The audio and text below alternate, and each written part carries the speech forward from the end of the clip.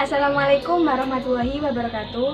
Perkenalkan, nama saya Suristita Erviana dari kelas 12 IPA 2. Saya di sini akan mempraktekkan contoh sifat koligatif dalam kehidupan sehari-hari, yaitu penurunan titik beku pada proses pembuatan es puter atau es krim dengan alat dan bahan yang ada di sekitar. Sebelumnya, kita harus mengetahui apa itu pengertian dari sifat koligatif. Sifat koligatif larutan adalah sifat larutan yang berdasarkan jumlah partikel zat terlarut dalam larutan. Selamat menyaksikan. Alat dan bahan yang dibutuhkan adalah susu kental manis, 2 sendok makan gula dan 1 sendok makan garam dapur, es batu dan baskom, tepung maizena, santan, garam kasar, kaleng, mangkok, dan sendok. Langkah pertama, siapkan panci, lalu masukkan gula dan garam. Selanjutnya, masukkan tepung maizena secukupnya.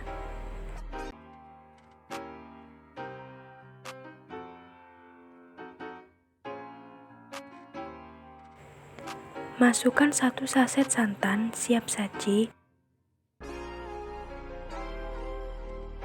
dan 1 saset susu kental manis.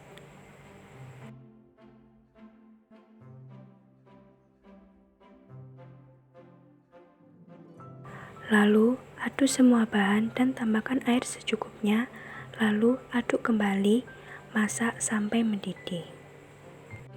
Langkah kedua, hancurkan es batu yang beku hingga hancur. Kemudian, letakkan es batu yang sudah dihancurkan ke dalam baskom.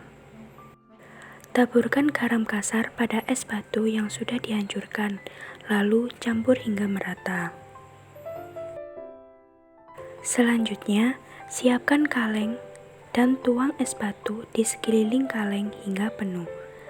Kemudian, masukkan semua adonan es yang sudah jadi ke dalam kaleng dan tutup kaleng.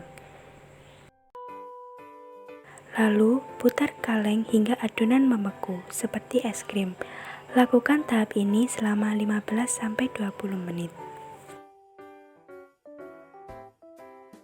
Jadi, apabila zat berlarut seperti es batu ditambah dengan zat terlarut seperti garam, maka akan menjadi perubahan suhu yang diperlukan untuk mencairkan atau membekukan zat tersebut.